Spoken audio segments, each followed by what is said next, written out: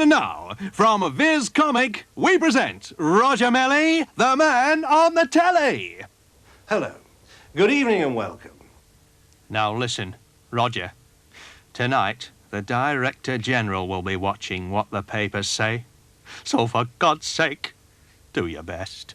Don't worry, I can cope. I'm a pro. See you in the bar after the show. I'm warning you, Roger. This is your last chance.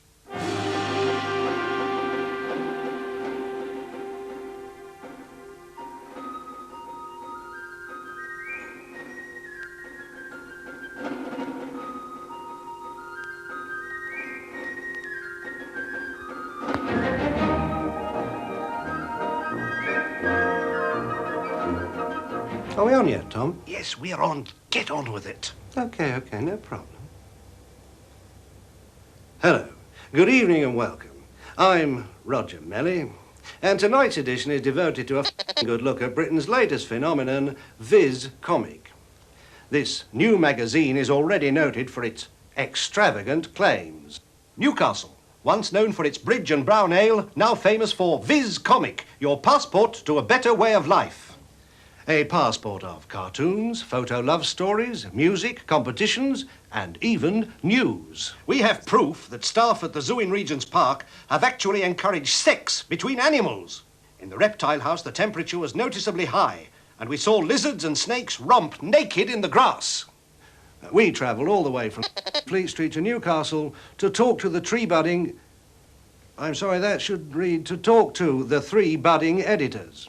Extensive tests have proved that to the ordinary man in the street, Viz Comic is better fun than a jammy bun. Unlike the gutter press, we don't print the truth. We print only what people want to read. It has taken us years of scientific research and development to perfect our unique comic formula, and we think that the results speak for themselves.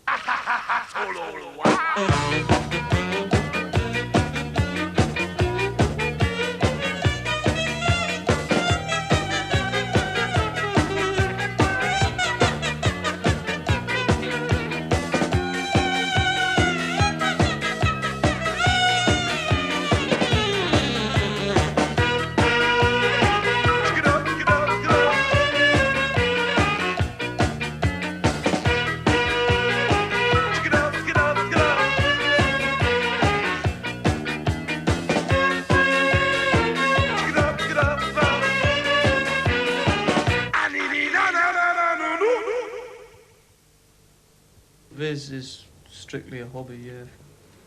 It's fairly easy producing a comic, but there's just a lot of work, but you wouldn't do it unless you enjoyed it, so it all seems easy as you're doing it, but it takes up a lot of time. This is one of the characters that I draw. He's called Paul Wicker the Tool Vicar. Basically, he's just a vicar who swears a lot and drinks and womanises, and that's about as much as I can say about him, really.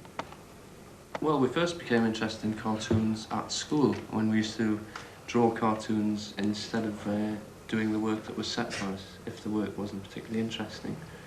Jim and myself used to scribble little cartoons in the margins of our books, and then we started to put them together and staple little comic books together and circulate them around the classes. And after we left school, we kept on drawing silly cartoons, and eventually we thought it might be an idea to do something with them. Number 1, it wasn't actually called Viz Comic, it was called the Bumper Monster Christmas Special. And it just consisted of lots of cartoons that we'd done previously, and once we actually started putting it together into a comic, we realised there was gaps. So we put things in the gaps and just drew things specially for the gaps. I'm busy drawing Sammy and his stammer, which is one of my favourite cartoons that I do myself. It's all about this rather unfortunate bloke who everyone tries to understand because he's inflicted with this terrible stammer, and he has trouble saying anything he wants to say, so everyone listens very intently to him. The only trouble being that they don't understand that all he wants to do is swear at them and be very abusive in general.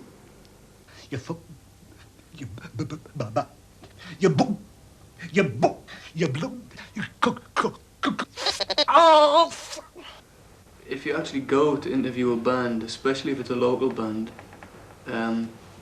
when the comic's circulated around the rest of the country, people for a start aren't going to know who they are. Yeah, we like to completely falsify and misrepresent anyone who we are covering in the comic. In order to subsidise future issues, we started taking advertising. But rather than just have straightforward advertising, which no one would even look at anyway, we stipulate that if someone's going to put an advert in, we have to write the advert for them, and it's got to be a load of rubbish. In order to add a dash of sharp political comment, we employ our celebrated columnist, Charlie Pontoon. Well done, Maggie. We certainly showed Johnny Dago what he can do with his corned beef. Nobody likes a war, but let's face it, bullets speak louder than words. What's the point of talking anyway? They don't even speak English. In the 4 years since 1979, when we first brought out #1, we've produced 10 comics in all, and over those 10 issues, the circulation has increased, as my colleague will now demonstrate. Yes, well, as you can see, the green line, which is far more curvy than the red line, crosses the red line at this point, and then leaves the graph completely in the month August. At the moment, we're in the process of producing number 10.5, which is a compilation of the first 4, or the best parts of the first 4 rather, and it's at the printers at the moment.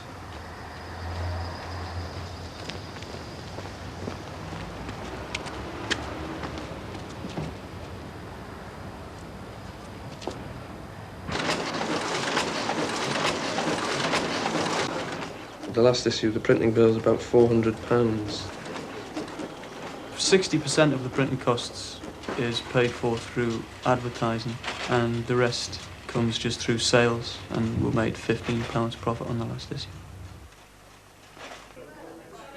We sell about 3,500 comics, mainly in Newcastle, but we also have distribution in Edinburgh, Glasgow, Bournemouth, Norwich and Bristol.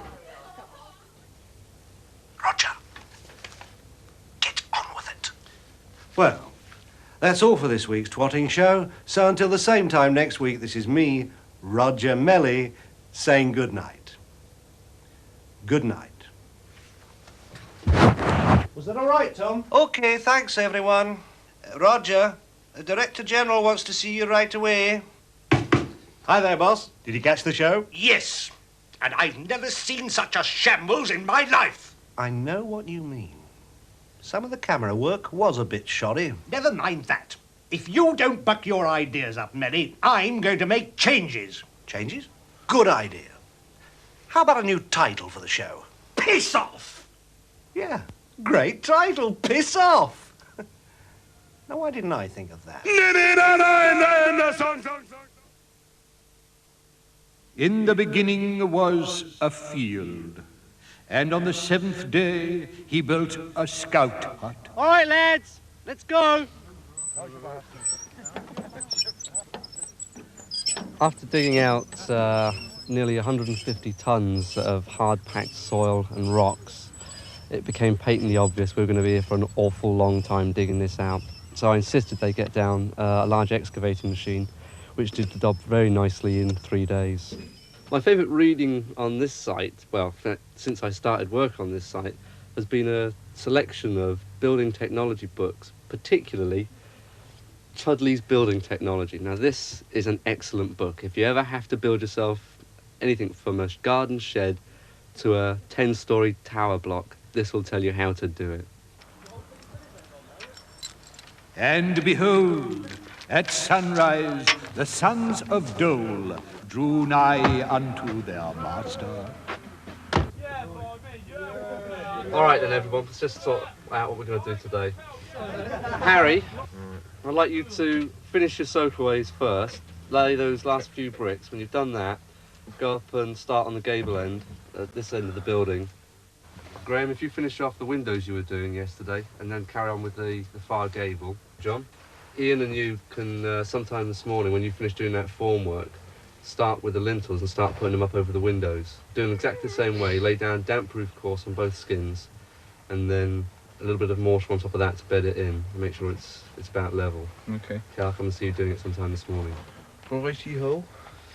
Ian, if you'll sort out Tots, Alex and Neil, let's go down and dig that trench and sort that hole out. Okay, so that's done. Yeah, right. I've got to call the building inspector this morning, and he's going to be out today, right? So keep your work tidy. Okay, right on. Because otherwise we're going to have hassle.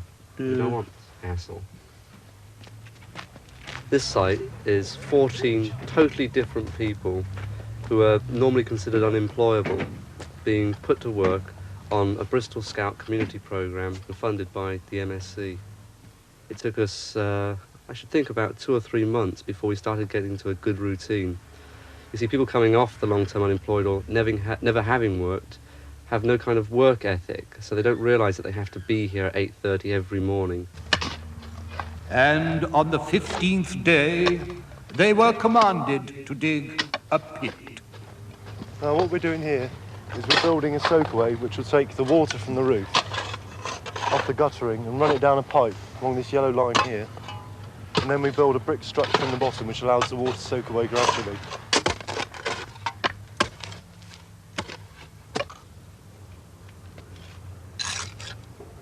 The sides will be filled with blocks as they are now, half filled anyway. Chippings will go over the top of this. The water will come down through here, fill up into the tank, soak through the bricks, soak through the chippings and the blocks, and then move away and just soak into the ground.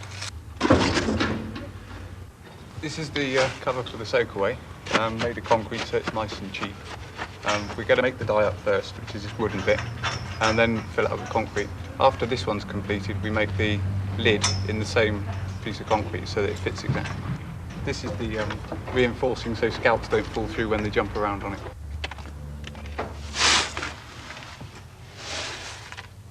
In order to keep the concrete as strong as possible, we've got to get all the air bubbles out, so this is supposed to help. It's a pain in the ass, but it's supposed to help. And lo, the building inspector cometh, and he saw that it was good.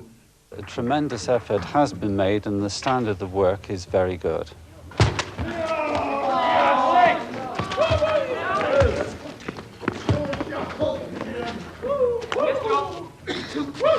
When we laid the concrete slab, which is a 3,000 square foot, 280 ton concrete slab laid in one go, we had 18 ready-mix lorries arriving one after another every 20 minutes, and it's levelled to within a half an inch.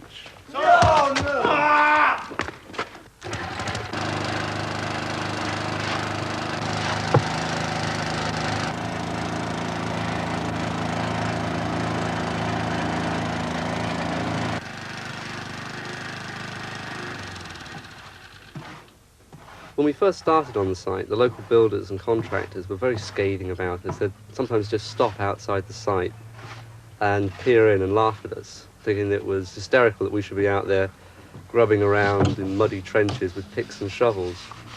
Who wants some muck? But as the months have gone on and we've got the foundations down and our walls are about 7 foot high now and it can be seen quite clearly from the road, builders are quite impressed.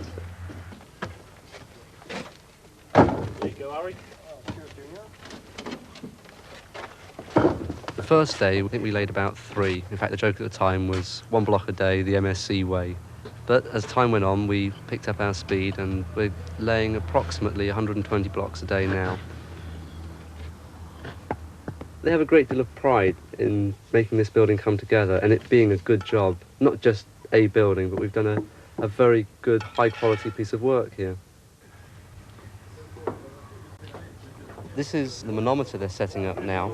Basically, it's a piece of hose pipe with 2 clear tubes at the end, filled with water, and the water will always find its own level. So we're going to be setting it up to check levels across the end of the building. Otherwise, you could end up with one end of the building higher than the other end. Shout when it's on, will you? When I first got here, I knew about 3 people. I didn't have a clue what was happening. And since then, as a lot of individuals, we've all kind of got together, and it's more of a team now. I mean, I spent 2 years on the dole, so I was sort of getting up at midday and going to sleep at 2 in the morning. Now I'm used to getting up at 7 in the morning, which is handy because I hope to be a nurse in April.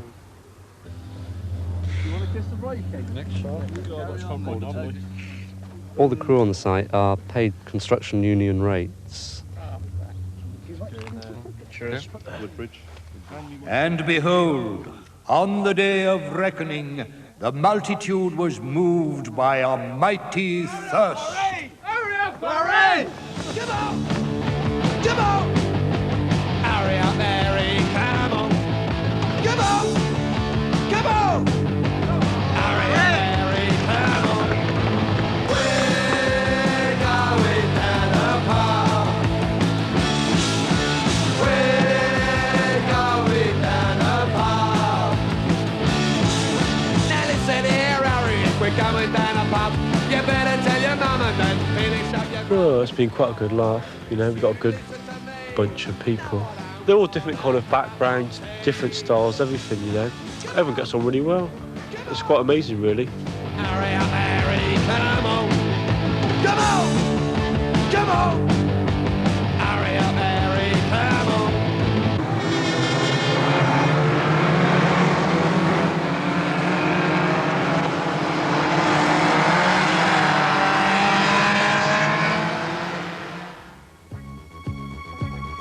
The winner of the very first race this evening goes to that young man from Streatham in southeast London, 372 Clive Gross. Ladies and gentlemen, a very, very proud moment for any driver, but for one man that wins his first ever race, certainly something rather special.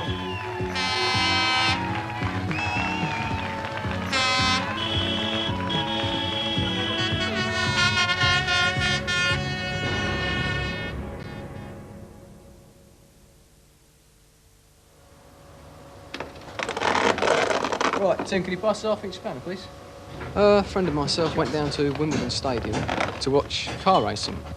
After 2 years sitting there watching them, you get this urge to go out and have a go. And that's what finally drove me to think, right, well, I haven't got a hobby that I'm really into. Why not have a go at this? Stock rods themselves are an inexpensive formula. They're fairly easy cars to get hold of. They're small saloon 1300 GT cars, so they're lots of them about. There are lots of choice of what car you can use. So it was the obvious choice at the time for us, and it's still the obvious choice for me. It's the only thing I can afford. We started working on this car precisely 3 weeks ago with the help of Tim and Chris and Adam. Tim is a self-employed decorator at the moment. Chris is an electronic engineer. And Adam, like myself, is in his last year at school doing A-levels. To turn a road car into a stock car, or in this case a stock rod, you have to do several basic things to it. For general strength and support and for protection of the driver, you have to put in full roll cage, which is made up of specified material of certain weights. In the event of anybody going into that driver's door, there's a nice solid bar there to stop my legs getting crushed. And in the event that the car rolls over or goes onto its side, it doesn't lose shape. If it goes onto its roof, there are bars there which will stop it collapsing. The fuel tank is one of the softest parts and you don't want that. So we've replaced it with a racing fuel tank, which is baffled, so that as you go around corners quickly, spin or what have you, you don't get any petrol spillage. You remove any excess weight, anything that can catch fire, and you remove all the wiring except the things you need to start the car, and you remove the battery from its normal position, which is usually in the engine compartment, to where the passenger seat used to be, so it's well out of the way of any damage that it might incur during the race. I'm working in this garage today through the kindness of David Wallace, who owns the place. And he got in contact with us and said, well, we can't offer you financial sponsorship, but if you'd like the use of our facilities on a weekend, then, you know, the garage is open to you. And we've been here ever since. This is the debut of my latest car tonight. The original purchasing cost was split between him and myself earlier in the year. The various running costs since then have been met from myself doing odd jobs, and occasionally I've had a little bit of financial help from my parents.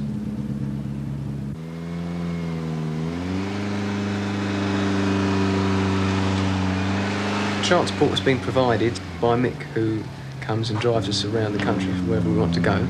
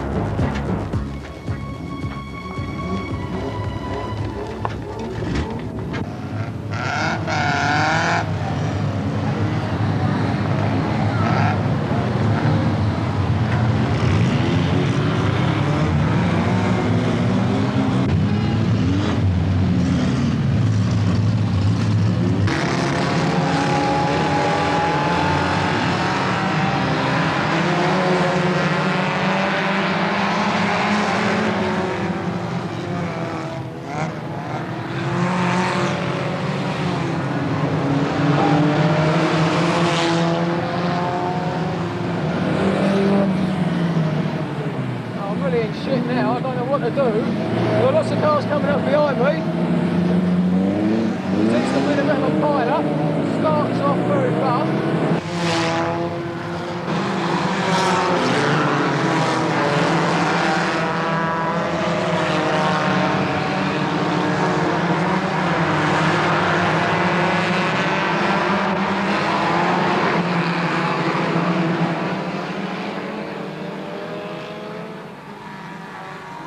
Steering seems a bit sort of mushy at certain points, and it's just not tracking properly.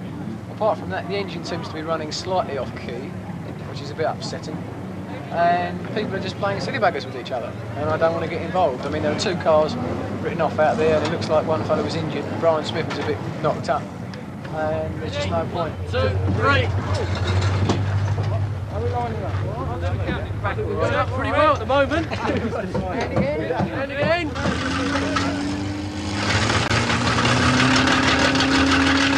It was frightening tonight because I couldn't see out of the mirrors at all. I mean, both mirrors were out, and so it was guesswork.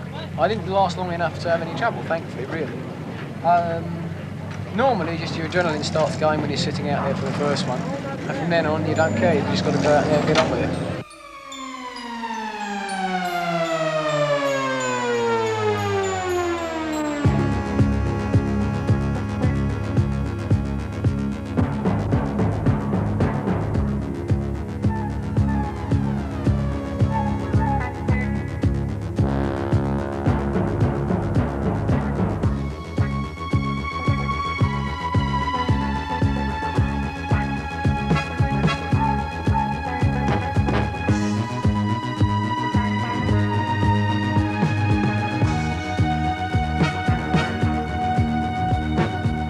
For me, the satisfaction comes of getting a car, building it up and keeping it going, really, and trying to survive on practically a next to nothing budget.